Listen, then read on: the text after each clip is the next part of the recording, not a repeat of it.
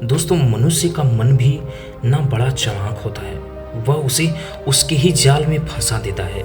हर व्यक्ति के अंदर बहुत सारे अंधविश्वास होते हैं और ऐसा नहीं है कि हर अंधविश्वास गलत ही होता है। जैसे कि मान ले कि आप नशा करते हैं और नशा करके अपने आसपास गंदगी का माहौल बनाए रखते हैं, तो इसका असर आपके जीवन पर भी जरूर पड़ता है, चाहे आप माने या ना माने।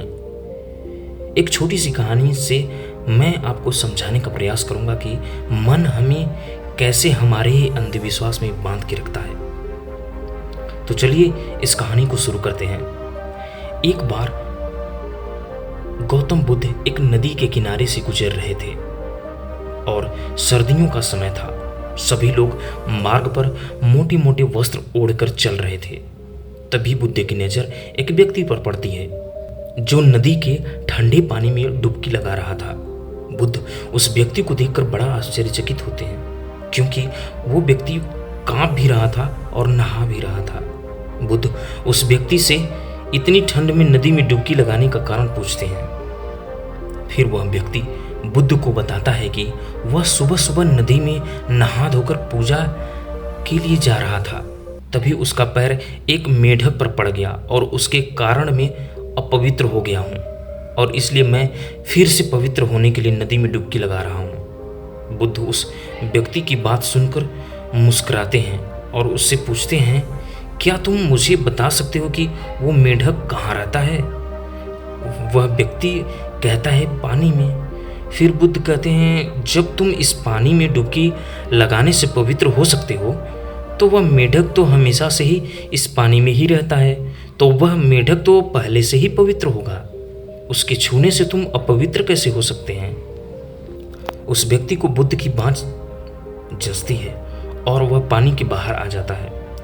बुद्ध उस कांपते हुए व्यक्ति को एक वस्त्र उठाते हैं और कहते हैं कि अंधविश्वास किसी बात का मत करो जब तक कि वह तुम्हारे खुद का अनुभव ना बन जाए।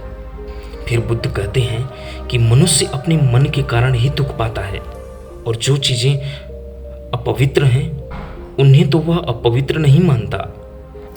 जो चीजें पवित्र हैं लेकिन उन्हें तो वह अपवित्र नहीं मानता, लेकिन जो चीजें पवित्र हैं उन्हें वो अपवित्र मानता है। जैसे लोग नशा करते हैं, व्यभिचार करते हैं और एक दूसरे से घृणा का भाव भी रखते हैं, लेकिन इन्हें वो अपवित्र नहीं मानते। वे मानते हैं कि कोई जीव जो उसके जीवन में कोई भी प्रभाव नहीं डालता वह अपवित्र है। मनुष्य हमेशा अंधविश्वासों में जीता है, जिसके कारण वो पूरे जीवन अच्छे से जीवन जी नहीं पाता।